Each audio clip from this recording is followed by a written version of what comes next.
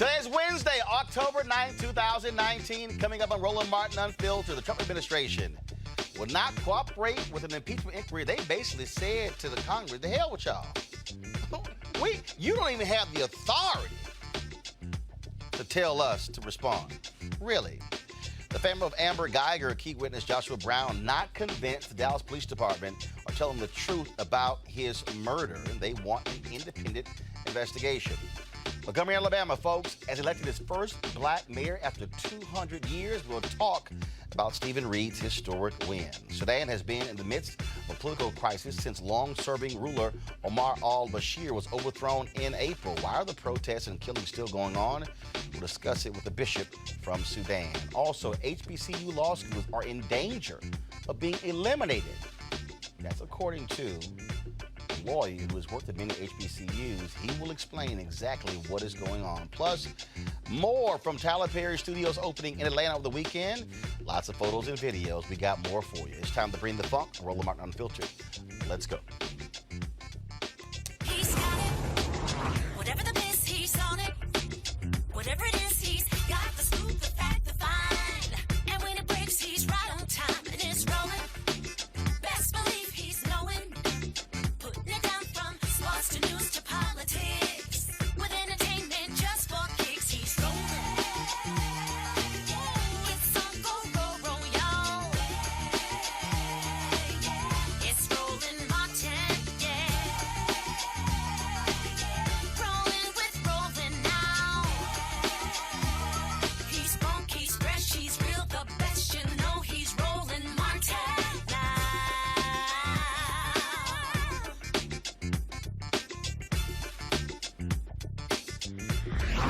Martin. All right, folks, out of Chicago, breaking news, Mayor Lori Lightfoot has released the documents that show numerous Chicago police officers straight up lied when it came to the death of Laquan McDonald. A story that dropped, she promised, first of all, to during the campaign to release all documentation related to the shooting of Laquan McDonald. What we now know is that Chicago police commanders knowingly submitted reports that were absolutely lies. In fact, this is going to trip you out. One of those commanders actually presented a report after actually looking at the video, knowing full well it was a lie. This is a story from WBEZ Radio in Baltimore. Go to my iPad, please. Lightfoot releases records on police cover-up for officer who killed Laquan McDonald. The story says the record consists of reports from Inspector General Joseph Ferguson recommending discipline for 16 officers based on his office's 2016-2017 probe into the police department's handling of the shooting. Now, the 16 officers investigated, including 11 officers that Ferguson recommended for dismissal in the alleged cover-up. Now, check this out. The officers included David McNaughton, a deputy chief of patrol at the time of the shooting, Eugene Roy, a commander in the Bureau of Detectives. Both of them retired before any discipline. This story says that McNaughton, according to a 28-page summary, approved false police reports by officers even after he had watched the video, which contradicted key aspects of those reports. Also, another commander let stand reports containing materially false statements and conclusions despite viewing video of the shooting within hours of its occurrence and possessing ongoing knowledge of the investigation as it unfolded. I want to bring in my panel now to talk about this. A. Scott Bolden, former chair of National Bar Association Political Action Committee. Also, Lon Victoria Burt, NNPA. Monique Presley, legal analyst and crisis manager. Scott, here's first of all what's interesting here. And to me, again, this is a problem when you have these contracts. Mm-hmm. For the officers to retire before any discipline. I believe, you know what? If all of a sudden you're facing discipline charges, it's sort of like you should be forced to stay on the force. There should be some way where they are impacting the pensions of these officers when they lie. For these commanders to have seen the video and then still lie, is an indictment of former Chicago Mayor Rahm Emanuel, who fought the release of the Laquan McDonald video because they knew what it was going to show. They were willing to allow these cops' lies to stand. Yeah. You know, the thin blue line is alive and well. You often hear me talk about my days as a prosecutor in New York. But the thin blue line is alive and well. The release of these documents, not for the new mayor, you'd never even be talking about this because it usually doesn't get released. One way to keep the police honest and the police unions is to reduce their ability or their success in lobbying for these state rules in 50 states, because they are one of the strongest lobbyists ever that protect themselves. But the way you would fix what you just described as stand on the force for discipline is, at the end of each police report, internal or otherwise, make them fill that out on the penalty of perjury. And if they leave the force because they know the hit of the hammer that's coming, then you can either prosecute them internally or prosecute them publicly vis-a-vis the state's attorney's office for approving something that they knew was false. You clean up most police departments in a heartbeat, big or small. Lauren, that's the issue. If those officers know their pension is going to be affected, their money is going to be affected, and their job is going to be affected, I think overnight you're going to see a lot of this crap cut out. But they know right now they can lie on reports, and unless somebody else reports them, unless somebody else says that that's false. In fact, that was one of the newspapers, sometimes the Tribune did an analysis, where there was a judge who reported officers to the body that investigates cops, saying, I know for a fact that these cops are committing perjury. The judge said they lie on the witness stand, reported them, nothing was done, and then when the report came out, oh, now we'll look into it. And even that review board was not going to, the accountability board wasn't going to do anything. These officers, when they know they can lie, they will do it to get away with it. Yeah, I mean, like I said, law enforcement is effectively a protected class. I mean, in most jurisdictions, particularly large jurisdictions like Chicago and New York and these big departments. Oh, the smaller ones are worse. Well, small Try ones West to me is Virginia. like less training too is also involved in smaller ones, and less qualifications to become a police officer. And until you change that, obviously we've talked about this a lot of times, and until you make the individual officers accountable, or in fact somebody over them accountable, it'll never change. And we'll just have these large payouts to individual people that are killed or harmed in some other way by police, and the taxpayers end up paying for it over and over again. And that's the cycle. And really, it's a political cycle because, of course, they have so much political power over our politicians. Politicians generally do not want to get crosswise with law enforcement in any way, or the unions. So it continues. And the reason, and you know what, the reason they settled these cases before the 1983 actions get fully involved and the lawsuits even filed is because they don't want to create a pattern and practice of abusive behavior like this, so that the ones that do get filed will get dismissed. Monet, there's one Detective David March, according to this story here, approved and helped craft March's conclusions. There's one lieutenant who was in the chain of command, helped craft the detective's conclusions backing Van Dyke, who, of course, was found guilty of killing Laquan McDonald. The ID's report accused this officer, Wojcik, Anthony Wojcik, quote, of bringing discredit upon CPD by overseeing and participating in an untruthful, improperly documented, and unprofessional investigation of the shooting, and by improperly disposing of material evidence during the investigation. Now, the only reason we know about this ID's report being released is because Lori Lightfoot became mayor. Again, Ron McDonald was going to cover for these cops, like he did by fighting the release of that videotape. Rahm Emanuel. The only reason this man got convicted is because that tape was forced out in the public, and Emanuel did not want that to ever happen. On a FOIA request. Right, and I'm sure that the lawyers who are in a similar position to one I was in for over a decade did not want that to come out either. It's not just former Mayor Rahm out there by himself. Listen, when you do something like those officers did, that's a crime. It's not an administrative matter. So while I understand why people may want to try enforcement through pension is something like your retirement or mine that's gained over time, and the people who actually end up suffering are their families. So I don't know if that is an adequate first line of defense. I think if you commit a crime, then the first line of defense is you being prosecuted for the crime that you committed. Do both. I think that, well, but that's the thing. Yeah, but why not charge him with conspiracy?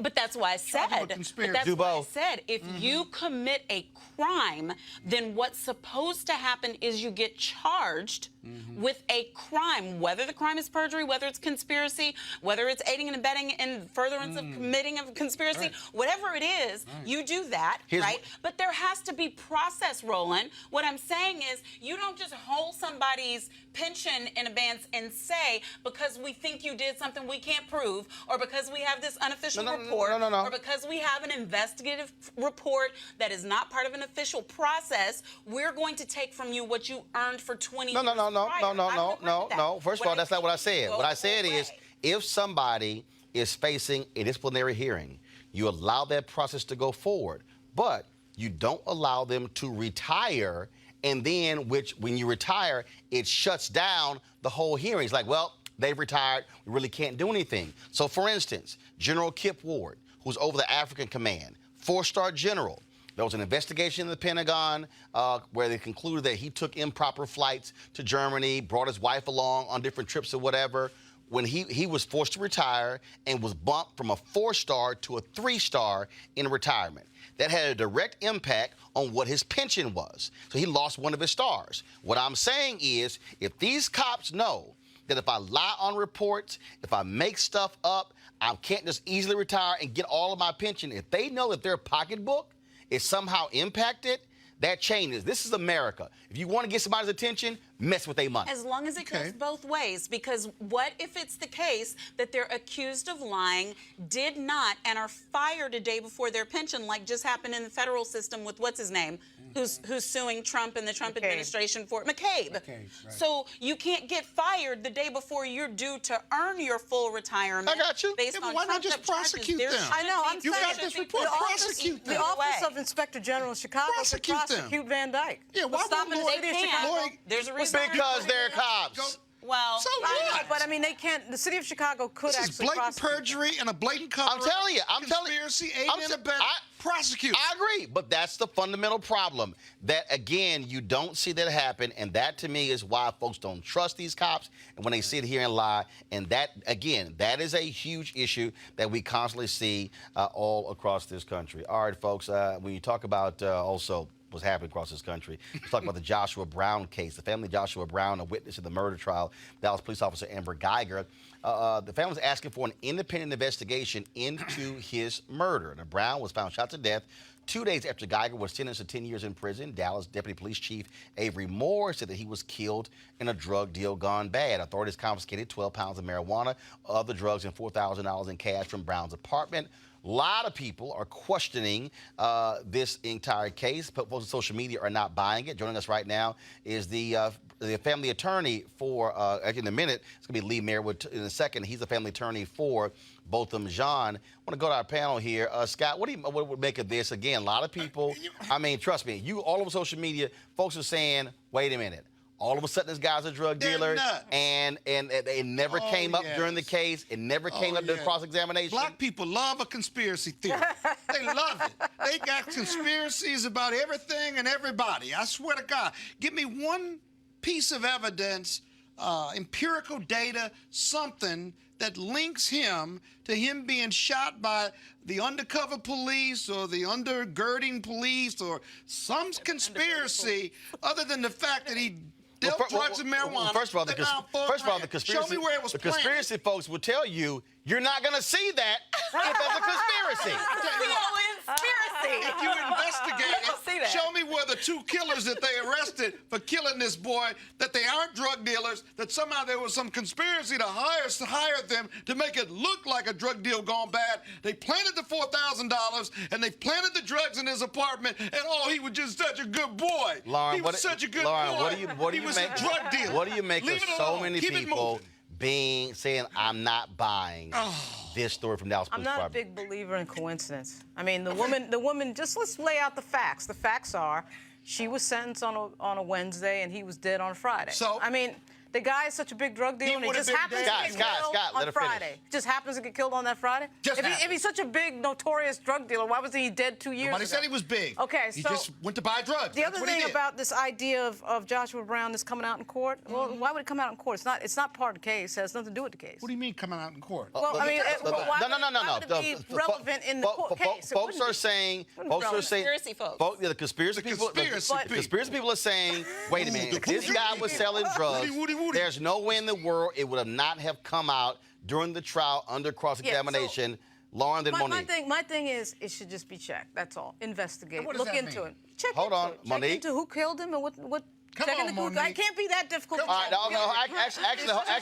actually, Monique, hold on. First of all, I want to go to Lee Merritt, who's the family attorney for both of us, John. Lee, you say because people don't trust the Dallas Police Department, you believe there should be an external or independent investigation into the death of Joshua Brown. Yes or no? Yes, that's exactly it. What we have to remember, this is not people with tinfoil hats who are making these accusations. These are serious, fairly uninvested people who are saying something doesn't add up here. And they're not pulling it out of thin air. There's a common theme. There's a large contingency of people who says, well, why was this person, why would anyone target Joshua Brown 3 days after he testified in one of the biggest cases in the country? And those people are not, I get that they are promoting a conspiracy, but these aren't the usual suspects for conspiracy theorists. These are serious people, and their concerns are legitimate. There is some nexus between how quickly he was killed as it relates to this trial. And this is a corrupt police department, one that was exposed as corrupt. You got one cop convicted of murder. You got a partner who's destroying evidence. You got the president of the Police Officers Association who is actively covering up her crime. So it's natural for people to distrust her. The system needs to take steps to ensure that the community can rely on the investigation. I think the best way to do that is to bring in an outside investigative agency. Monique? Hi, Lee. Hey, Was he a drug dealer? I can't confirm that. I don't know that. Okay. What did it mean when you said he was an entrepreneur? That he was buying property and using them as Airbnbs. Okay.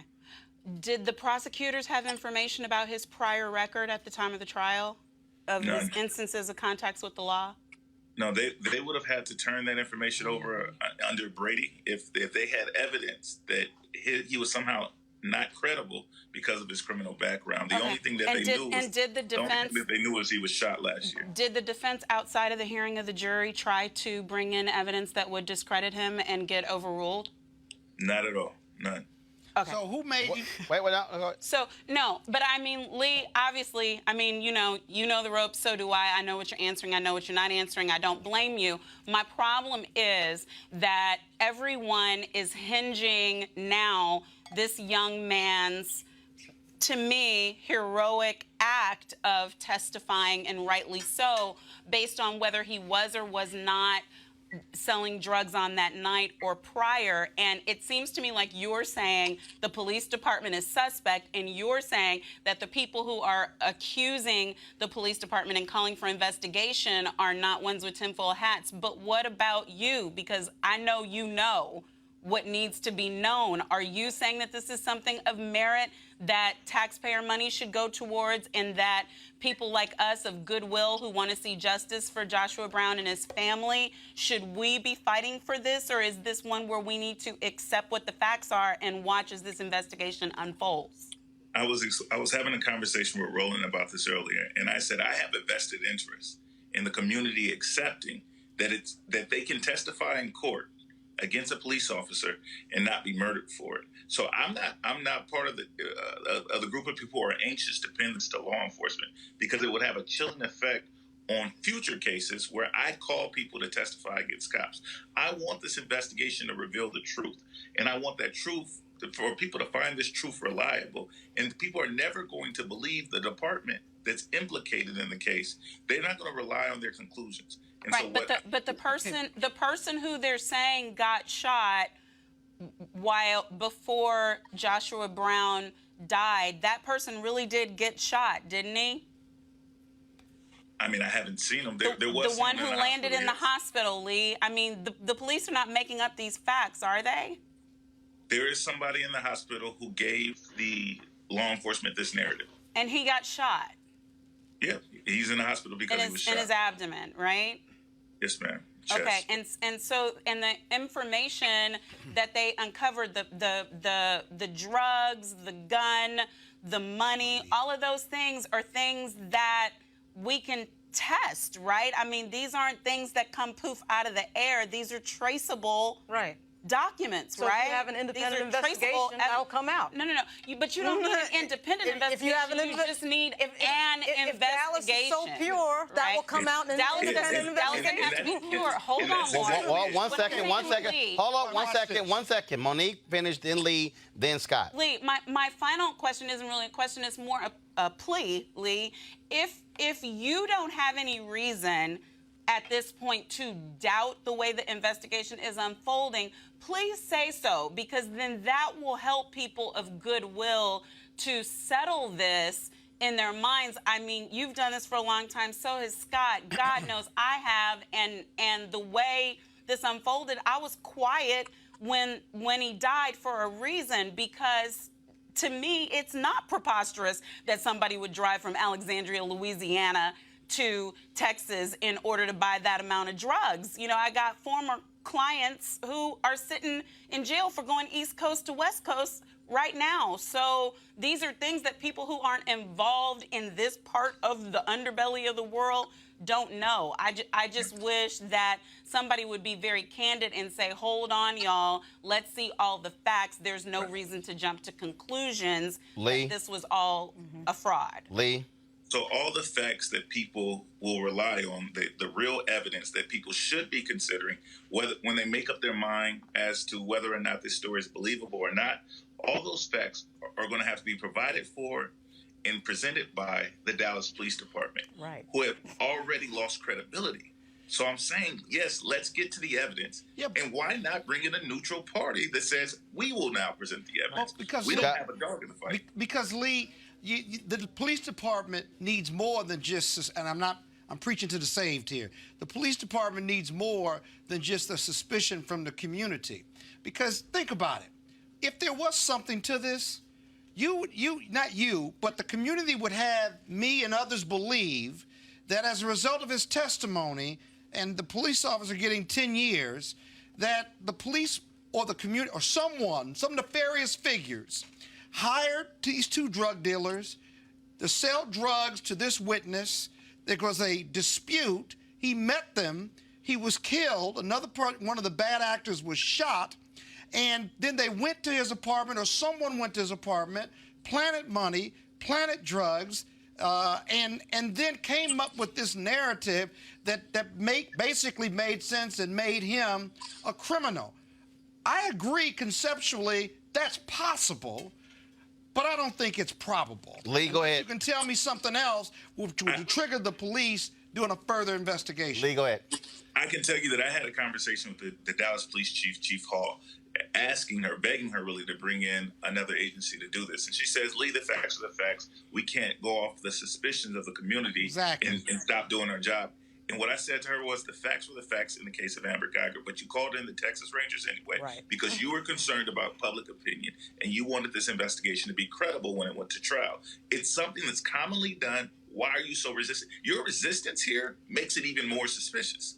Okay, but Lee, my factual scenario is very practical, and I understand what you're saying, and she could easily do that if only to comfort the community and give some level of perceived credibility or additional credibility, but the facts remain the same, and what's practical about all of this is that it's a drug deal gone bad. There's empirical data and evidence to support that. Okay. And so the community needs something else to put before the police to say, okay, something here doesn't make sense. Other than a time frame that says he testified, the white woman got convicted, and now he's shot and killed 3 days later. I just think you need more. Not you, but the community or those who are looking at this need more to do more. But the facts would not change if another investigative agency entered the scene. And two names, Ramsey Order, right? So Ramsey Order takes the video of Eric Garner, and then all of a sudden, All of a sudden, he gets arrested. He's involved with the police. That's very he's different, He's in a correctional facility right now, gets out in December, right?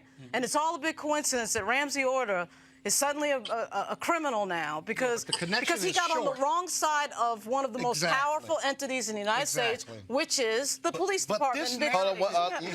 Lee, let me ask you this question. Let me ask you this question. Do you know if at any point Joshua Brown asked for protection before, during, or after the trial? Do you know? Joshua Brown and his mother apparently directly told the state that he didn't feel safe testifying in this case. And it wasn't because he was concerned about police retaliation. It was because he was concerned that people were after him. People were after him because of this case or other stuff? No, because he was shot less than a year ago in a club. So he was shot, right, because that was a shooting in November where he was shot outside of a strip club. And so his fear was not, I'm going to be targeted by Dallas police. His fear was that by me going public, because of that shooting that took place, the altercation, that's what he was fearing. That's what his concern was. Okay. All right.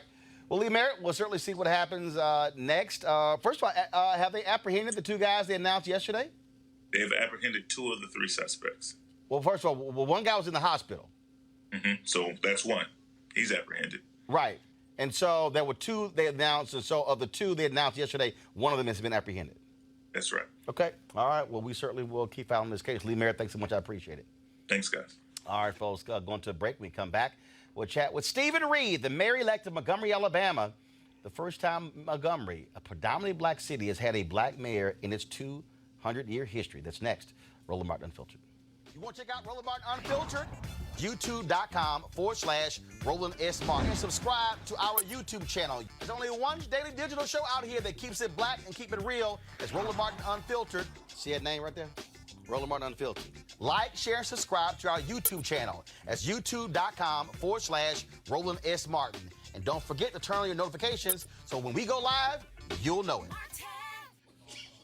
All right, folks, right here, of course, we're always trying to keep you updated what's going on, some investment opportunities. Well, you heard me talk a lot about marijuanastock.org. We know that, of course, the global cannabis industry is worth $340 billion as we speak. It is a growing industry, and things are changing quite rapidly, of course. It used to be illegal to grow hemp in the United States, but now the 2018 Farm Bill has been passed. It is now legal to do so. Of course, hemp is the cousin to CBD, and you can't get high with it, but again, it is just as powerful and strong. So our friends at 420 Real Estate have a great idea, and that is they want to buy land in order to grow hemp, and so that's where their crowdfunding campaign comes in. The folks at 420 Real Estate have a deal for our Roland Martin Unfiltered family. That is the crowdfunding campaign. You could have gotten in for $500, but they've lowered it to $200. So you can give as low as $200 all the way up to $10,000 to be a part of this crowdfunding campaign. All you got to do is go to marijuanastock.org. That's marijuanastock.org to get in the game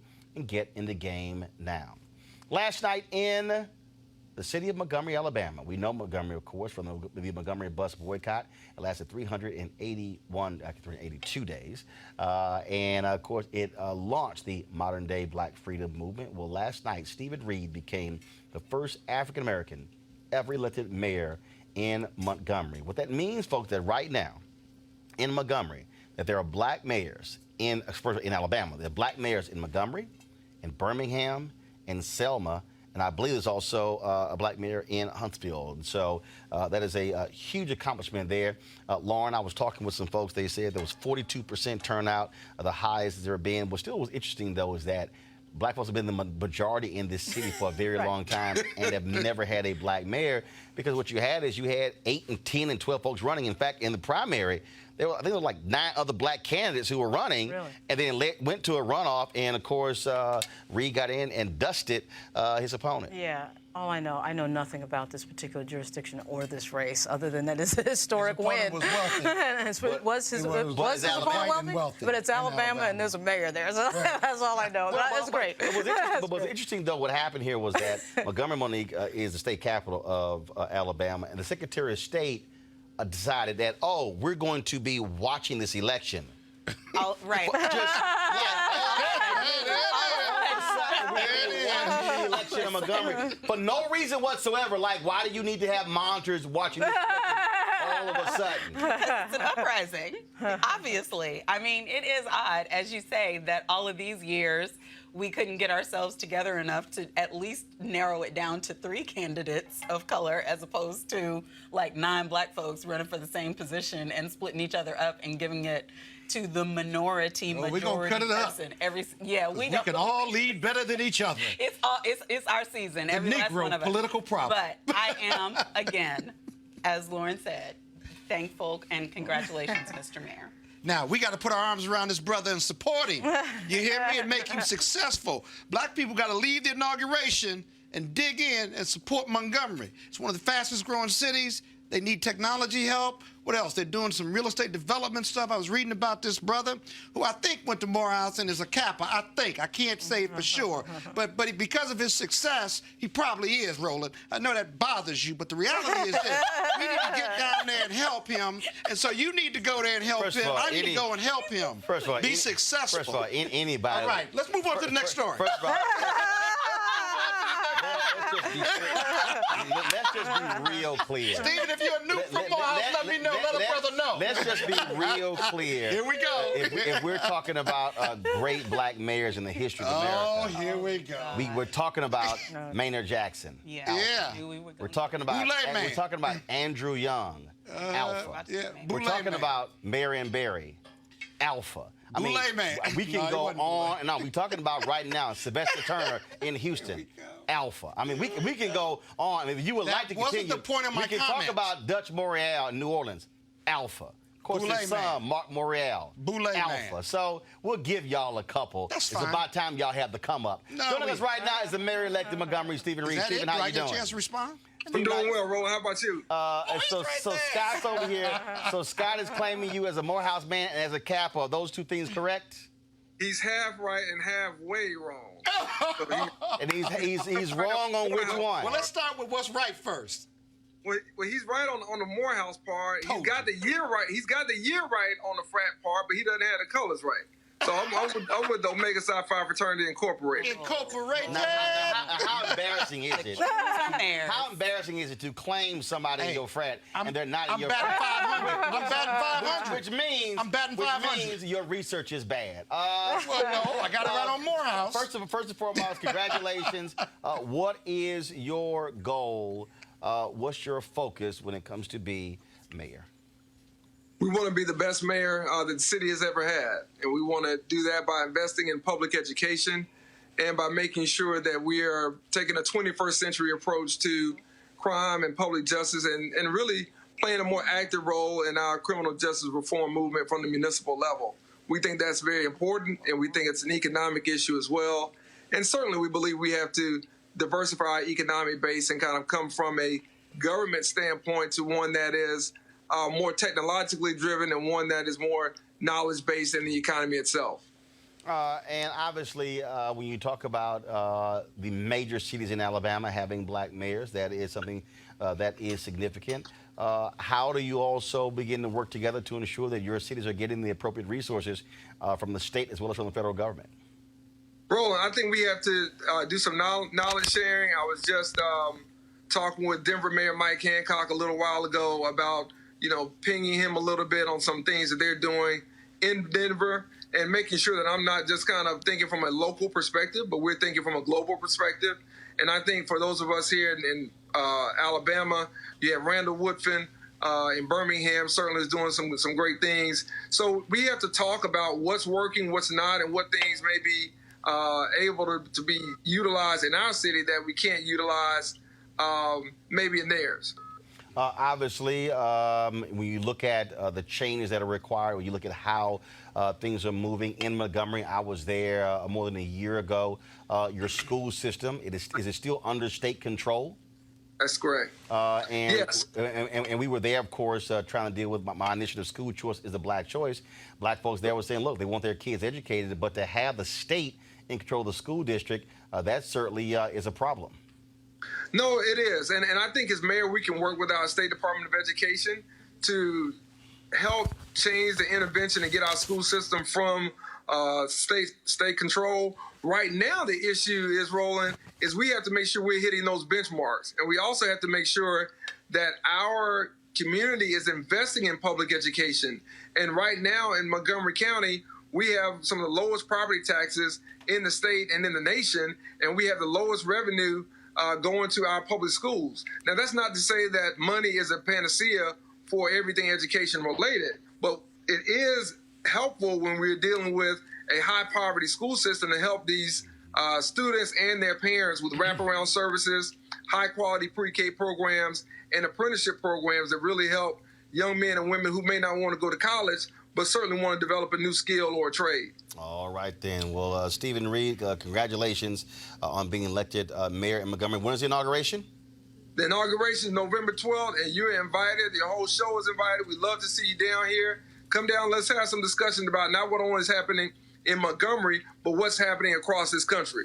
Love all that you do, and I want to thank you for bringing us on the Tom Joyner Morning Show before anyone else did and bringing this attention to the national perspective. I really appreciate that and really appreciate all your work. Well, you know, it's always, same thing happened with Justin Fairfax. It's always amazing how these national media outlets don't call black candidates before the election, but I'm sure they've been blowing your phone up trying to get you on today. And so I appreciate you coming on and not telling us, hey, I'll get to y'all later in the week, because again, I'm a firm believer those who are with you before the camp, before the victory, still there with you after the victory. So we appreciate that. Thanks a lot.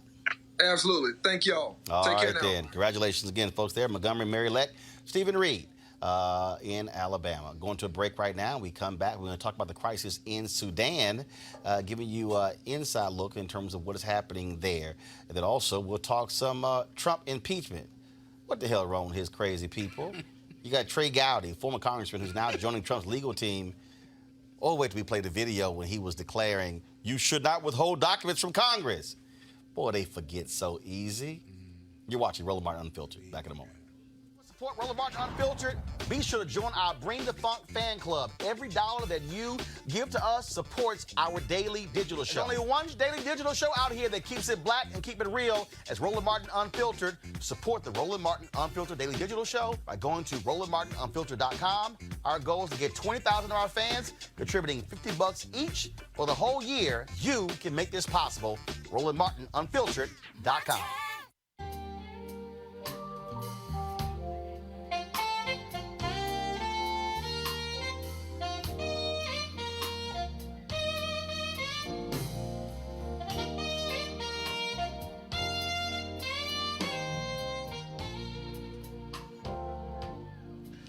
All right, folks, that's my frat, Gerald right there. We're going to be in Cabo November 7th through the 11th for the second annual Luxe Jazz Experience. It's an unbelievable lineup of folks there, 14 different acts, including Gerald Albright, Alex Bunyan, Raul Madan, Shalea, Roy Ayers, Ernest Quarles, Johnny McClurkin. It's going to be an unbelievable gathering there. Of course, if you want to be able to go to lifeluxejazz.com, LIFELUXEJAZZ.com. But if you can't make it there, you can still get your live stream pass, courtesy of GFNTV.com. That's GFNTV.com. Live stream pass, $10.99. You'll get access to all 3 days, 14 different acts performing at the Luxe Jazz Festival. And again, the website you want to go to is gfntv.com. Would love for you to check it out. I'll be broadcasting Roland Martin Unfiltered from there on Thursday and Friday.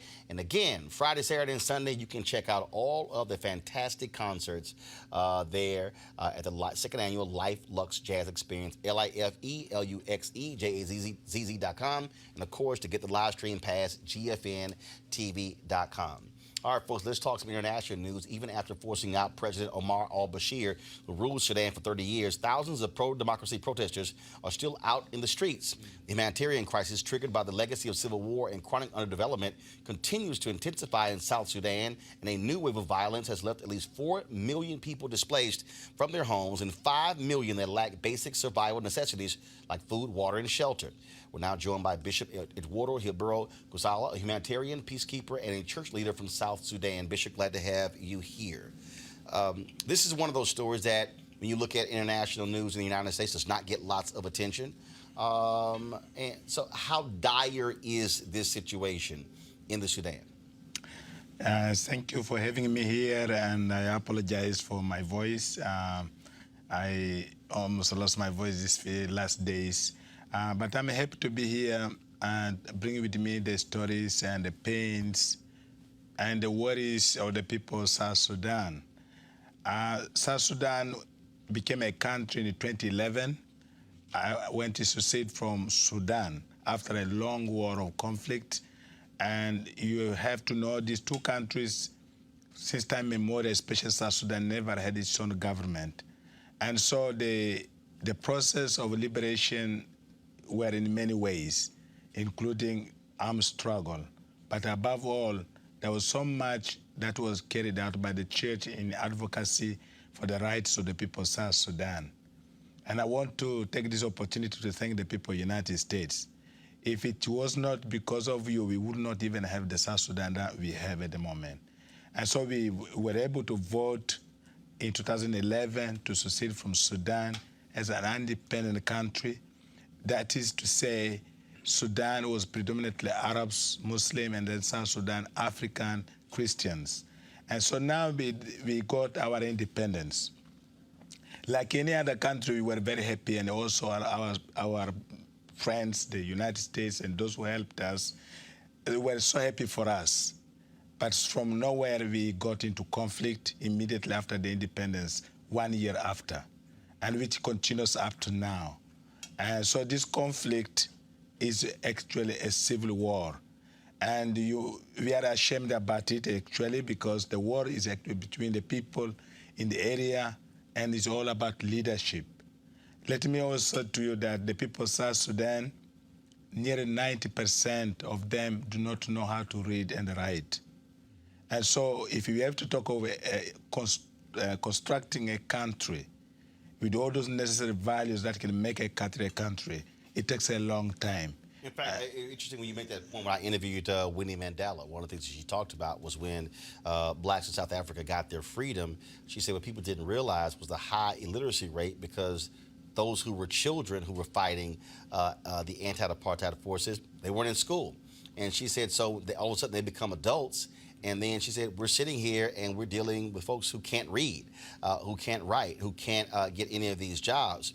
And for a lot of folks in this country, not understanding that this is still a young democracy when you compare it to other countries.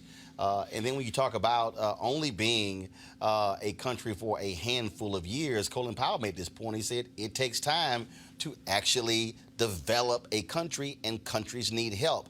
How is this administration, are they helping South Sudan? Yeah, well, I have to say the United States government helped us to get the independence. And that was under, that was what year? Under the administration of George Bush. And I have to say that... They did or did So what year was that? No, that 2011, but the process towards getting the independence began around the time of George Bush. Right, Bush was president, but then you got independence in 2011 when Obama was president. Exactly. Got it. Yeah, and then what actually the issue of South Sudan was handled contextual. I mean, it was like a government handing the situation to another government. It was not more like a Democrats and a Republican, but I think it was a foreign policy to help the people of South Sudan. It's only up to recently when South Sudan got into problem, so the United States government in a diplomatic level pulled back and could not get closer in terms of diplomacy and helping the country. And on the basis that they say, okay, you people are confused, we helped you, and you are not showing up to what actually you fought for. And that's why, in fact, I'm here to say no. There's no need to give up on your son or your daughter when he or she goes wrong, because this is your daughter. I mean, United States still needs to be happy that this country has been born. And as you have said correctly, these guys who are now ruling the country were commanders in the bush. And they came out, they are now ruling. You get a guy who was fighting for 20 years, and he's a minister of foreign affairs, he's a minister of finance. What do you do? It is not easy to construct the country. Right. And so anyway, I'm not saying this to defend the malpractice of the people in the government, but I'm saying that there's a need, a level to be to support, to be closer to this government. And one thing that which is so clear, when United States absents itself on this platform, other nations come in like China. And when they come in, they come in in the interest of business. And like we have the natural resources, so we find ourselves going into deep debts that the generations to come, 100 years to come, will continue to pay the debts for which they are not responsible. But that's the point I raised. So when Hillary Clinton was Secretary of State under Obama, and when she was warning African nations not to accept Chinese investment, I was saying, well, hell, if U.S. investment is not there, look, nations need roads, nations need bridges, they need telecommunications, they need infrastructure, and China's saying, hey, we're more than happy to provide those loans for you to build it, but what does China do? They want to bring in their workers. They don't want to employ the folks who are in those countries. But the countries are sitting there saying, we need the resources. And so is the United States offering a level of assistance to South Sudan, and how significant is it? I mean, in terms of what is being provided each year? Yeah, I think the level that the things they support is the humanitarian. I must agree, concede to this. We get humanitarian support from the United States. Right, but the problem there is always humanitarian support. Yeah, what South Sudan needs is they need infrastructure support. Exactly. That's what they need. Exactly.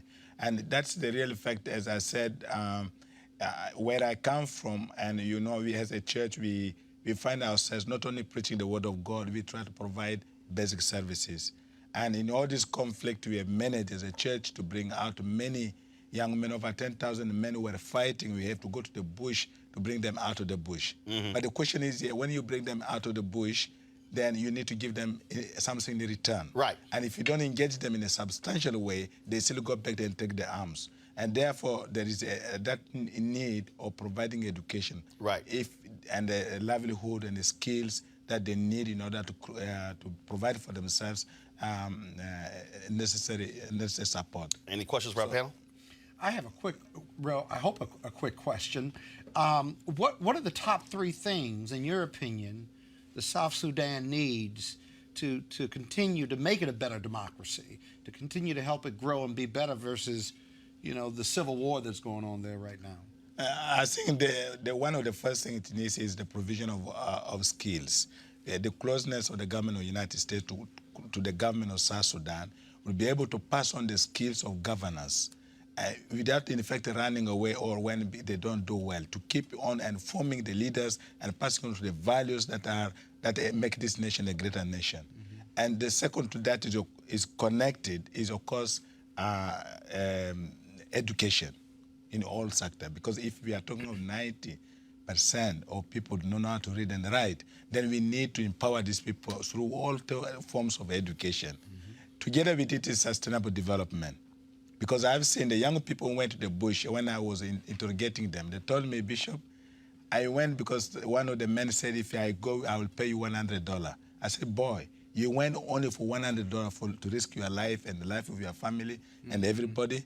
This is because of poverty. So then I think if the government of the United States can be able also to invest, we don't have the investors from the United States. I know, of course, there are values that this country will need, the security, the environment, in order to invest in such a country. What about the NGOs that are there? Are there NGOs that are working there to give you the kind of those 3 categories of support? I think most of the NGOs, they are more on humanitarian. Okay. Right, which and is it's more, they call it sustainable, in the sense that you give and tomorrow you continue giving. You need the U.S. government to invest in those 3 areas to support the South Sudan. Yeah, but the government of the United States, like now, there's one success story that had actually happened in where I come from, that we started the process of peace, building peace among the people, and where we brought out these thousands of young people fighting, and then we were also able to rescue over 1,000 child soldiers and women who were actually abducted, who were in the rebel group. Now, what has happened is that we brought peace in the area. USAID found that the place has become peaceful, and they've come in and they've started a program which they call a recovery and a resilient program. And this is already a sign where they would need to invest in activities that can make the people sustainable. The problem is that they need to trust the local bodies. There's a high bureaucracy. You can't access the funds. Right. And it is so high that you will see, they will talk to you millions, but you don't feel it because the bureaucracy is so high. There is a need to encourage them to come down to the grassroots to help the people who are actually doing something already successful. And I must say, like, I'm being supported by one of the small organizations here, but I will not call it small because of what they do is Sudan Relief Fund. Is a non-profit organization, very credible. They've been able to help us in emergency and support, relief for the people, but also education and a process of peace. And this organization is credible in the way they do their work, and I've seen the result. One of the schools I'm running, which is a secondary school, 2 years back got the best result in the country, and I have followed those students here in the United States. Somebody got of their result, and then I don't know who is that, but picked those kids here to learn. These are success stories among many, which I think there is a need to support us, to help us come out of the problems that we have. I got a couple of minutes left. Is that Compassion? Is that the organization? Or No, is it? it's called the Sudan Relief Fund. Okay. Yeah. Yeah. All right, then. Any question, Lauren? No. So if folks want to assist, help, where can they go? Yeah, if they need to help, there is this organization, the website is the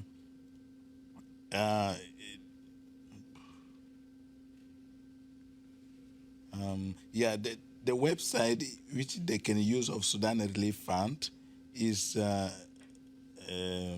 I just lost it even. To the Sudan Relief Fund? Yeah, it is sdnrlf.com.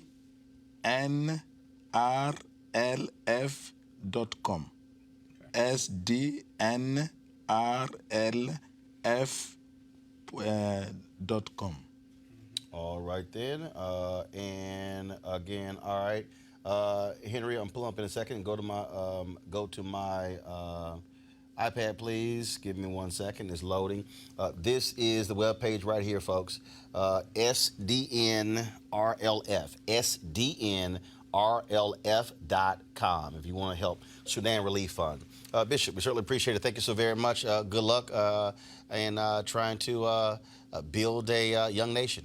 Thank you very Don't much. you want to invite Roland to visit you in South Sudan? I invite you to come to South Sudan. And to bring his panel with him? And bring the panel with you. and then see for Trust me, yourself. Scott won't be coming. Go ahead. Because he is believing. Really, in fact, we need your help. And I'm talking of that kind of number of people who do not know how to support themselves. And it's not only South Sudan.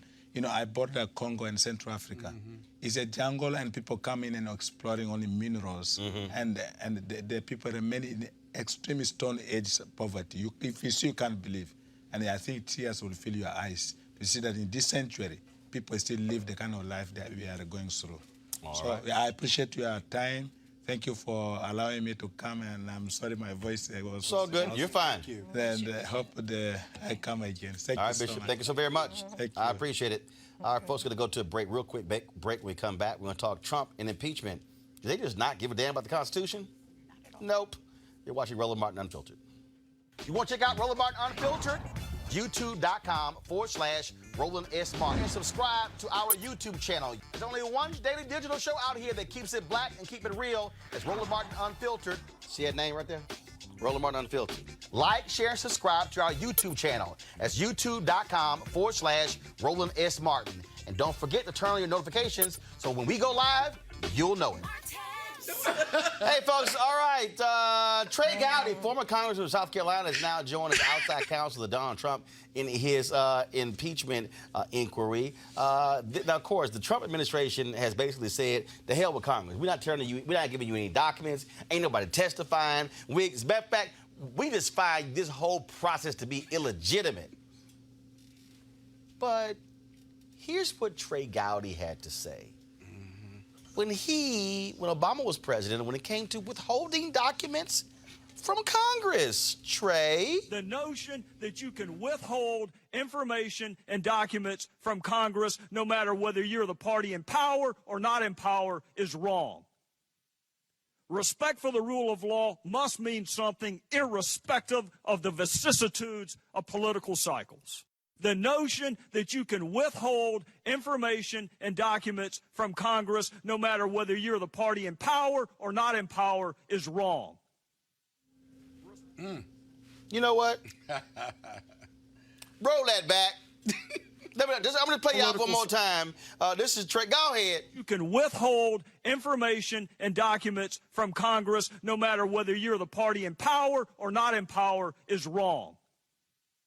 Respect for the rule of law must mean something irrespective of the vicissitudes of political cycles. The notion vicissitudes. Right now. Go ahead on, Kurt. Now, my man Derek McGinty, longtime journalist, shared with me a few thoughts that he had when it came to Donald Trump and impeachment. Here's what Derek had to say. President Trump's been getting away with so much for so long, people have begun suggesting that he's some sort of political genius for whom the old rules no longer apply. We should have known better. The reason Trump can do what he's done is that many of what we thought were laws governing our leaders' behavior turns out they were mere customs, unwritten rules that everyone pretty much followed, mostly because they'd be too ashamed not to. But Trump, of course, is completely without shame, so he's been completely free to indulge his maniacal selfishness. The reality is that if something would be good for Trump, well, Trump can rarely see anything wrong with it. Pay off a porn star? Sure thing. Make use of Oppo research from a foreign country? Who wouldn't? Pressure an ally into investigating a political opponent? Well, that makes for what Trump called a beautiful, warm, nice conversation. I believe that's why Trump seemed a bit nonchalant about releasing the transcript of that warm conversation. He literally had no idea there was anything wrong with what he said. In fact, he seemed to think a quick look at that transcript would clear everything up. It's a crippling blind spot that just may have finally caught up with our president. You know, Shakespeare said, your greatest strength begets your greatest weakness. And while utter shamelessness is a superpower I think most of us would rather forego, make no mistake, it has served Trump well. But at the same time, it just might topple his presidency, even if he can't see it. But Lauren, they were like, Congress, you're irrelevant. Constitution doesn't even say you can do these things. Yeah, okay. When it does. Yeah. Right. They have a huge problem. They have a huge problem with his approval rating, and they have a huge problem with a poll that just came out, I think it was today, actually, that shows that 51% now, and this is a Fox News poll, 51% now believe that Trump should be removed from office. That's a first. That has not happened before. And, you know, the only thing that can derail and mess this up is the bad comms job of the Democratic Party, which is typical of, you know, a problem that they keep sort of having, which is that they get something served right up on a silver platter and they can't execute it. You saw that bad execution when Corey Lewandowski appeared before the House Judiciary Committee. You saw then Jerry Nadler disappear and Adam Schiff appear out of nowhere because Nancy Pelosi, who's not the best at comms, but she's a lot better than she used to be, realized that there needed to be somebody who's the face of this effort in the same way Peter Rodino was the face of the effort during Watergate, and it has to be somebody who can articulate these things really well. Now, of course, the Trump administration serves things up well, but that Trey Gowdy video, they just got to run that thing over and over and over and over. You found a better one, didn't you? This is the statement from the press secretary, Stephanie Grisham. I love this one. Not the general counsel I love of the this White House. These partisan proceedings are an affront to the Constitution, as they are being held behind closed doors and deny the president the right to call witnesses, to cross-examine witnesses, to have access to evidence, and many other basic rights. We'll get there. Stephanie, about the 8th grade, maybe it was the 7th grade, after taking Texas history, we were taught the Constitution. We were actually taught that impeachment is written in the Constitution. We were also taught that the House conducts impeachment and the actual trial is in the Senate. I'm just saying, that was 8th grade. That was a little while ago.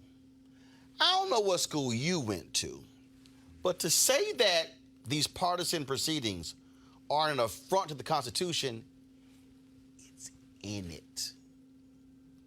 It's actually in it. But that doesn't. Like, do they need a Constitution with pictures? No, it doesn't matter.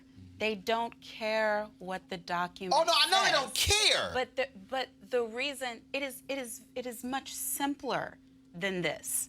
The reason why I knew my mama had the authority to whoop my tail if I talked back is because if she said to me, the next time you do that, I'm gonna whoop your tail, and I did it, and my tail got whooped. Now, my Dems love them. Subpoena means if you serve it, Right. and the person doesn't come, And ignores it. then what happens next? Right. We go to arrest your punk Madam ass. Marshal, Madam Person, Right. Madam Chair, bam, bam, bam, dear Judge, Marshals, But they have step to them do back. it. They have to do it. But we've waited so many Right. times now. Right. No, and to the point, no, So you're Trump. Hey. I release him do from whatever you all want. responsibility for this foolishness, because if a bully gets to keep being a bully is going to do what a bully does until what we say is in that Right. Constitution, they find out, because that document is only paper if there's no authority And that's why So Corey what- behind Lewandowski it. should So have been what arrested. Pelosi wants to do, Pelosi wants to say, okay, we issued subpoenas. She then wants to go to court. No. Wait, no, play it out. no. I'm telling you. Her strategy is we're going to go to court, and the courts are going to affirm that we have these rights. And I'm like, you don't have to go to a court to affirm rights that are clearly stated in the U.S. Constitution. Exactly. This is not like... No, but she And that's has to go to the court No, she to doesn't. enforce the subpoena No, if they didn't she show up. That's doesn't. why he didn't show No, up. she If doesn't. he No. had shown up No. and refused Hold to on. answer, they could have stepped him back. I'm just talking about parliamentary I procedure. understand that, but So- I'm disagreeing with you Okay. because you're not wrong. They could do that, but if you don't show up, pour it into an obstruction charge, put it in the articles Hold of them in impeachment. contempt. That's obstruction. Contempt, Well, but it's- obstruction. Hold on. Put the articles of impeachment together, add that, and vote. They have the texts. They have the summary of the call. They have the whistleblower. They have more than enough witnesses. Right. And if they don't show up and they obstruct, then that becomes part of your articles of impeachment and voted up and down. And by the way, Article 2 gives them complete authority and power to define how they're going to do the Right, impeachment. but They it's- don't tell you the procedures, but they define. And they that's being why the she's Democrat. saying they don't have to vote. But I Right. agree with Lauren. It's getting added into the articles of impeachment. Then Everybody do knows that. it. But what It should but be I done agree by with Lauren, November, though. December. The poll You can is what's fill it going to out make if the you difference. like. You Lauren, can go go to ahead. court. They don't have blah, blah, enough blah. will. You can have But all of the They're authority trying to you get want. goodwill. The political And you can have gangster in all the the- White House is not going to comply. They You need can the agree. will of the You Lauren, can have Lauren, all go. the authority and all the Constitution gotta you use want. it. If you don't execute it, and Corey Lewandowski should have been in handcuffs. Exactly. That was Right. all nonsense. That Exactly. was all nonsense. And there's nothing stopping them except them. The fear of the Trump voter, the fear of the red states and He the swing shouldn't have been districts. the one arrested. They have But to the let Dems that have go. to act. I know that they have to let that go, and they have to pull the Lewandowski trigger. punked them. Right. Right. But he showed up and he answered the questions. He just gave foolishness but no, answers. my point is, They have to This call the bluff. today that's is what I'm different. saying. Yeah. And again, this whole idea that Nancy Pelosi has, if we just keep waiting and the public's going to come around, I go back to Nixon. They've come around. Nixon The public is coming around. No, follow me. My point is this here. Nixon started with the impeachment proceedings at around 65%. Right. Everybody forgets he was reelected Right, one election. in 72. They started at 65.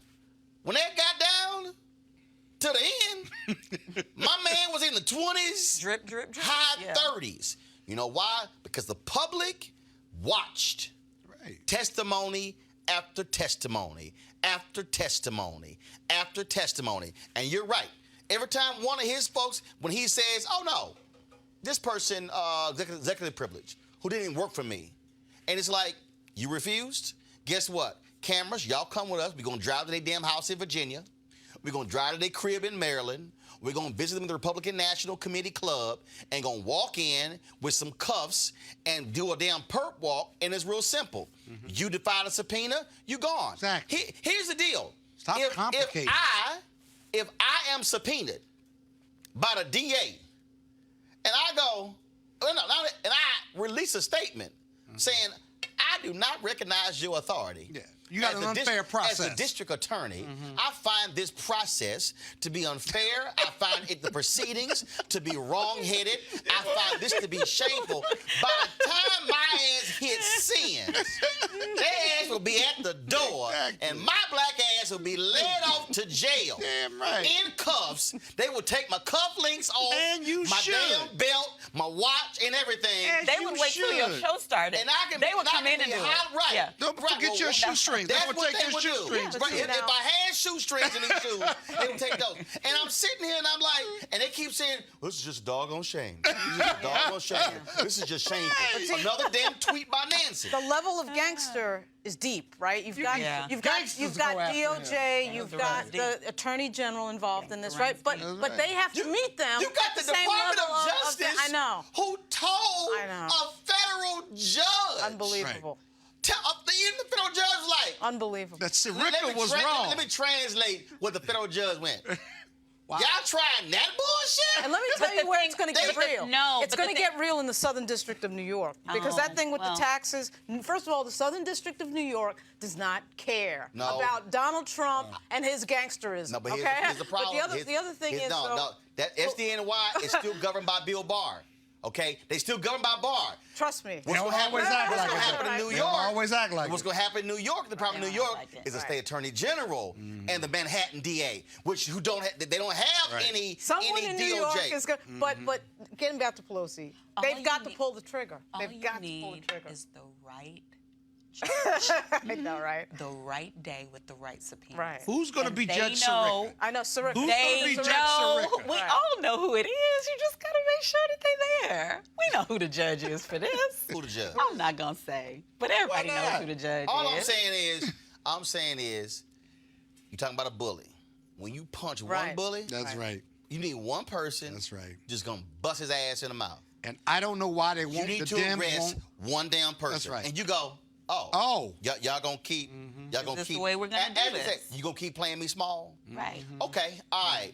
Watch I do a perk walk with your boy and see what happens. Let me slap some cuffs on Hope Hicks. But they have people cooperating. That shouldn't No, happen. they would never do that to her Why because not? she's cooperating.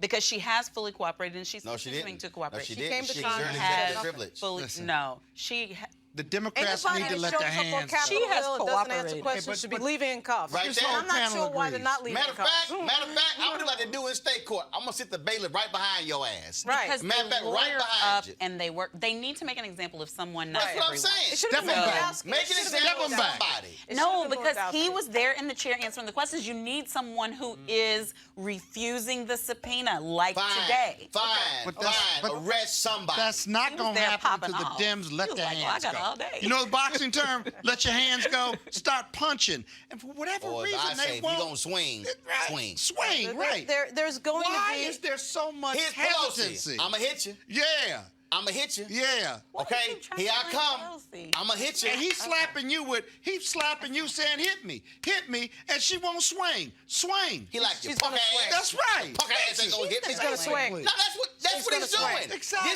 This man. Well, they don't have any choice though because it's a fait accompli. She's gonna- so I they're understand. playing their Impeaching. last But, hand. but the point, Lauren, is Impeaching he the just hell said with court. you ain't gonna do a damn thing. gonna They like, swing. okay, yes I am. Yes, I am. Here it comes. Here it comes. She's going to swing. She's gonna It's a matter of when. When? It's when and who are She the only cannot thing. be Win rushed. and now. She She's cannot gonna be win rushed. Win And I don't blame now. her for that. Whomever. But look, do it. figure it out. That judge at Judge Judy Mean. She's going to swing. Hurry up. Hurry up. Make an example out of these thugs. He's a thug in chief. All his fellow thugs know it, and they running around like a gang and just running amok. It's time to put them in check.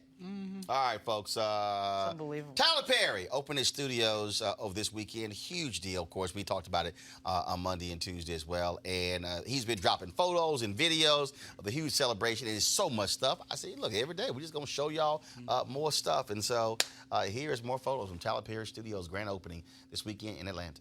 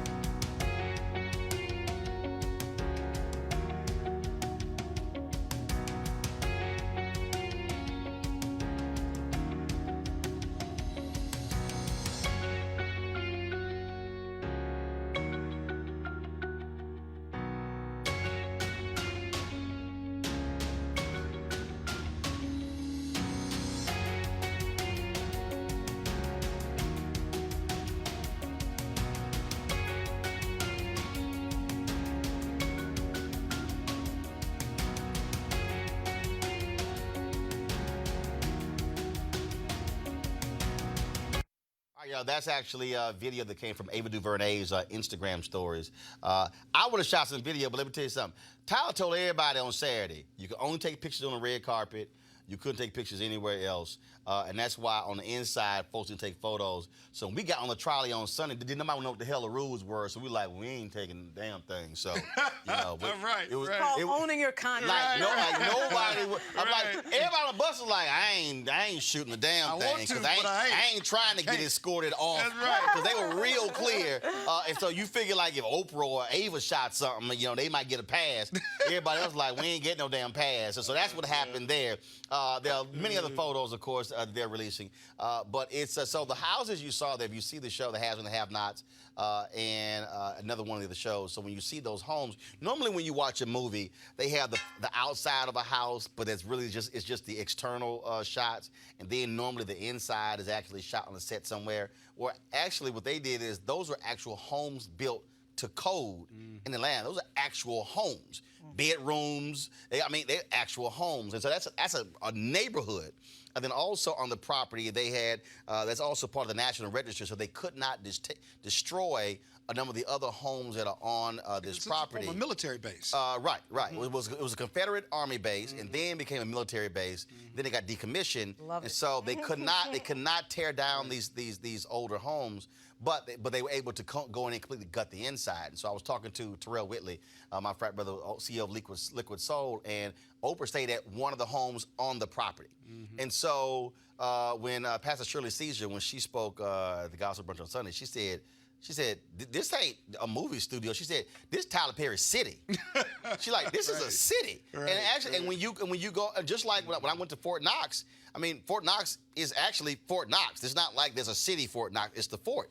And so it's the same thing. You go in this place and they've got store, they got a grocery store, they got a beauty salon, they got homes.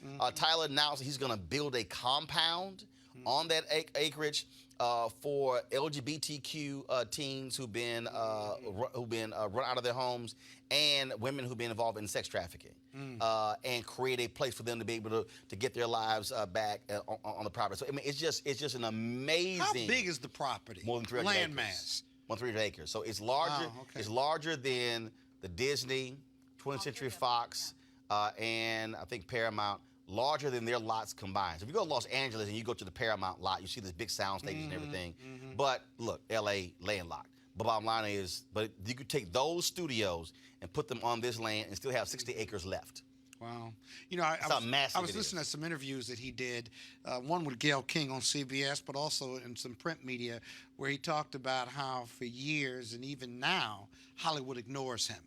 And so I'm paraphrasing now, he said, Hollywood ignores me, so when you get ignored, you build your own, if you will. Yes. And this testament, this build out, this opening was just a real testament to what he's built and will continue to build, doing good in the community, yes, but also it's kind of his thumb in his nose at Hollywood, saying, "I can build my own." And there are a lot of lessons in that. Well, Welcome to my table. I would say a thumb, but I would also say you can call it an FU, but you can also call I was trying to clean it up. No, but you also say that I'm not going to spend a whole lot of time begging you. Right. I keep telling people this story. People keep talking about his TV shows and the TBS deal. Everybody forgets. Tyler Perry had a development deal with ABC. He was shooting a pilot for ABC.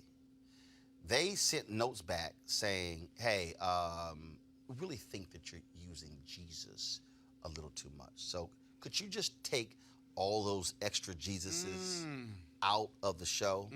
And Tyler was like, okay, I'm just going to leave. Right. He literally walked away.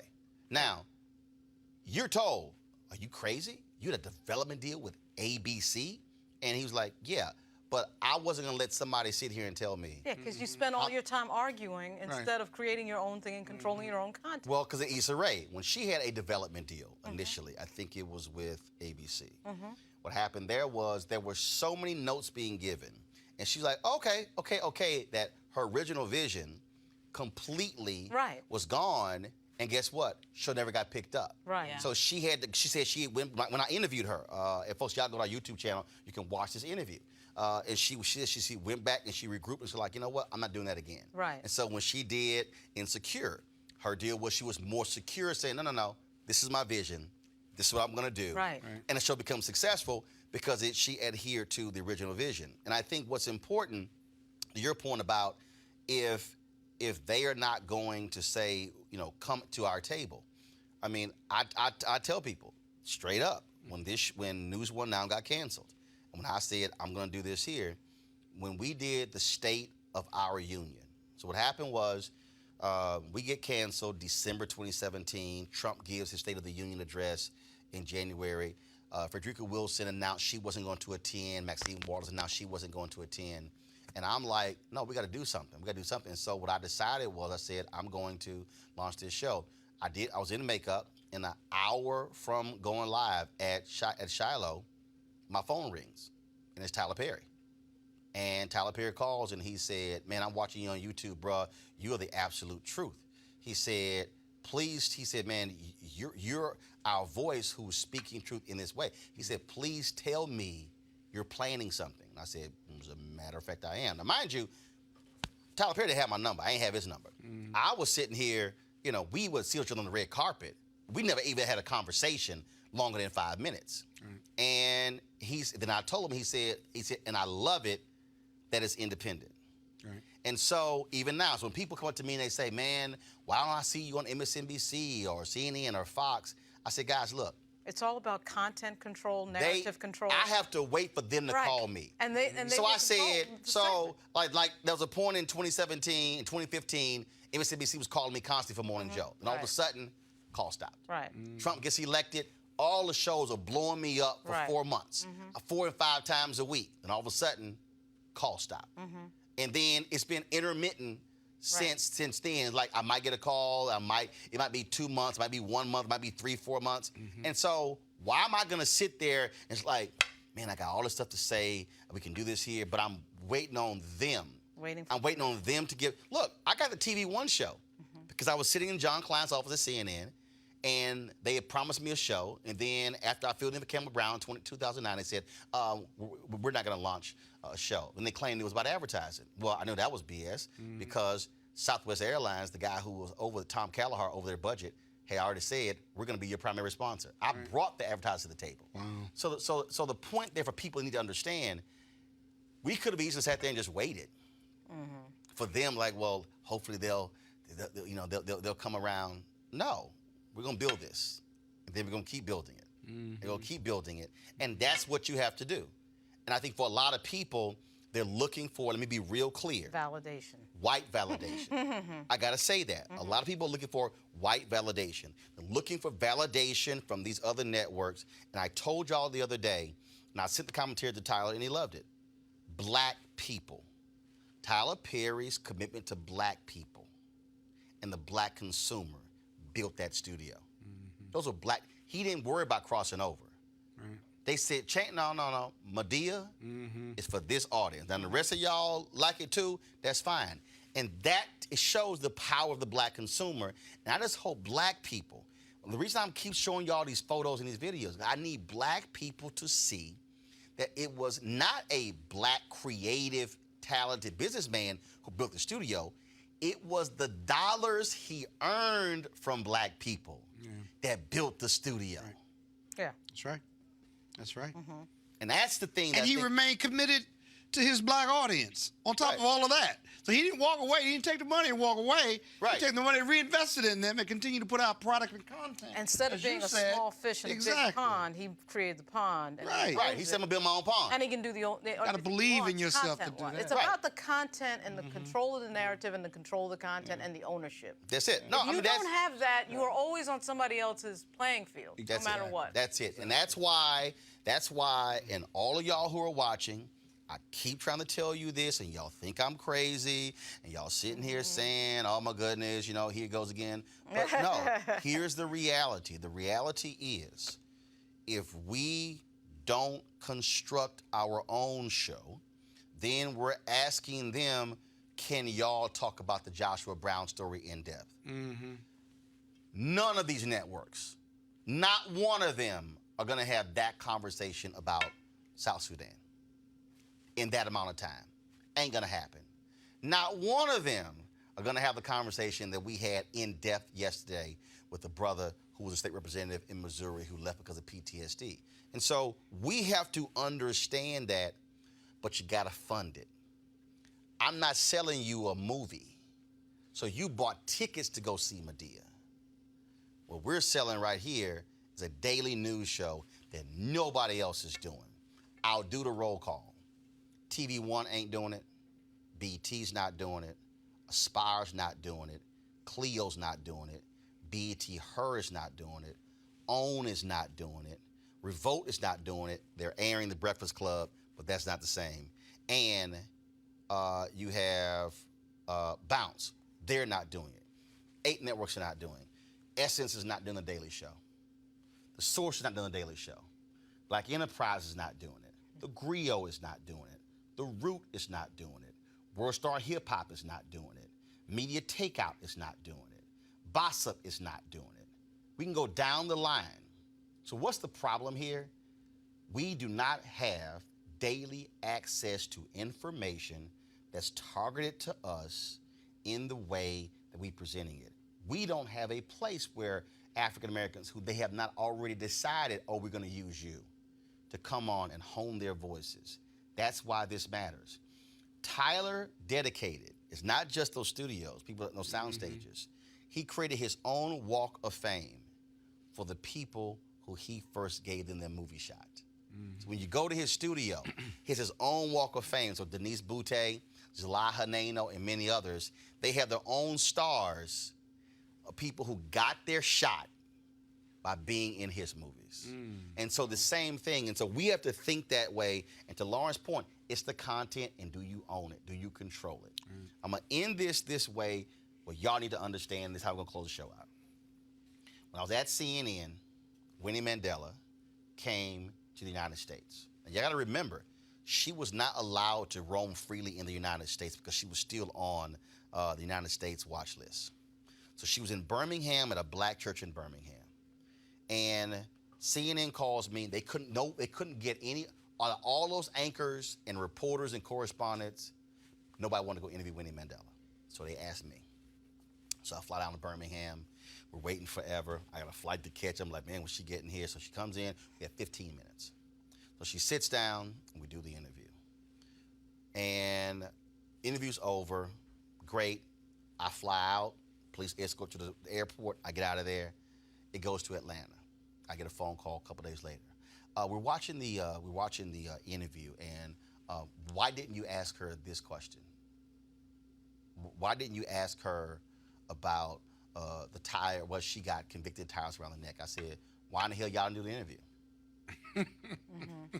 I asked her what I wanted to ask her. Right. If y'all wanted her to answer a certain question, one of y'all should have did the interview. They said, we're not going to run the interview. I went, fine. I hit John Klein, who was the president of CNN US, and I said, John, I want the tape. They're not going to run it. I'm going to run it on my TV One show, Washington Watch, this weekend.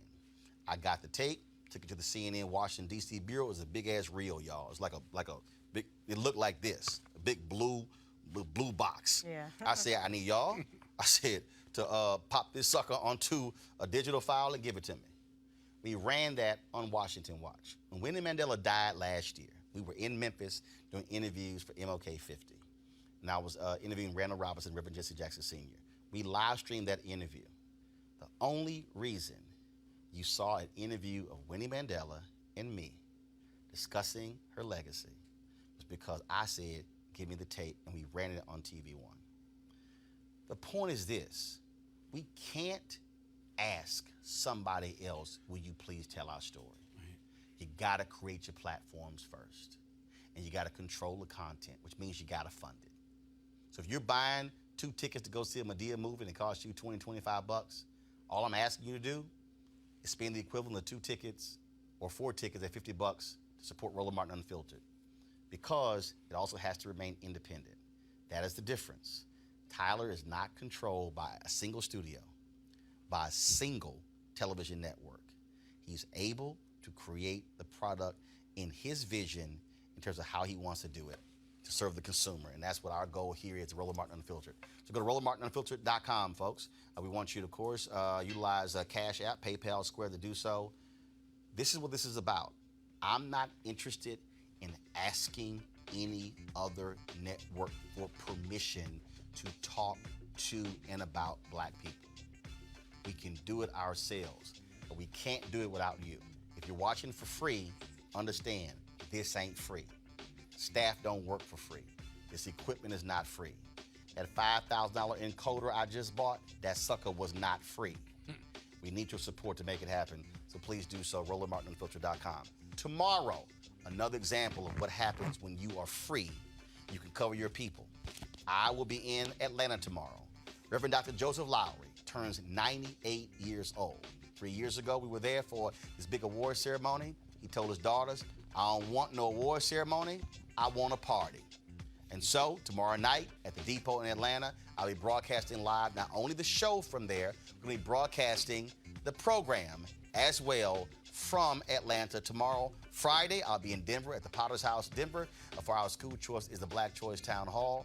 And so, folks, that's what happens when you control your own platform. And as the first Black newspaper said, we wish to plead our own cause, too long have others spoken for us. We don't need nobody speaking for us. Support us in what we do. I got to go. Holla!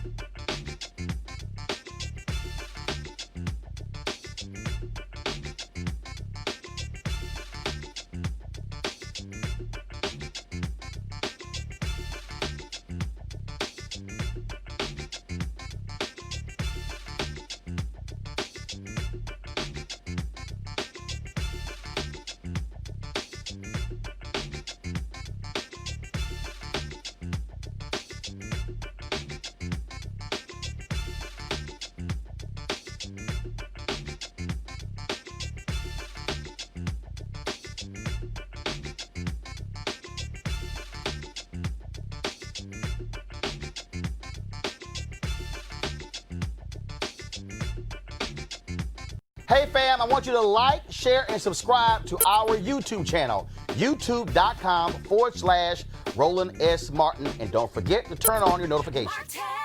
You want to support Roland Martin Unfiltered?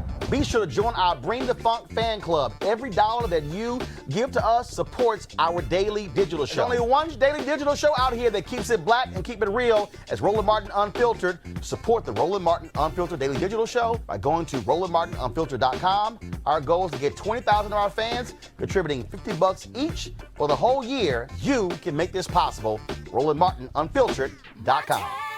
Hey fam, want to check out Roland Martin Unfiltered, the blackest show on all of digital, cable, and broadcast. Check out our audio podcast. There's only one daily digital show out here that keeps it black and keep it real. It's Roland Martin Unfiltered. Press play.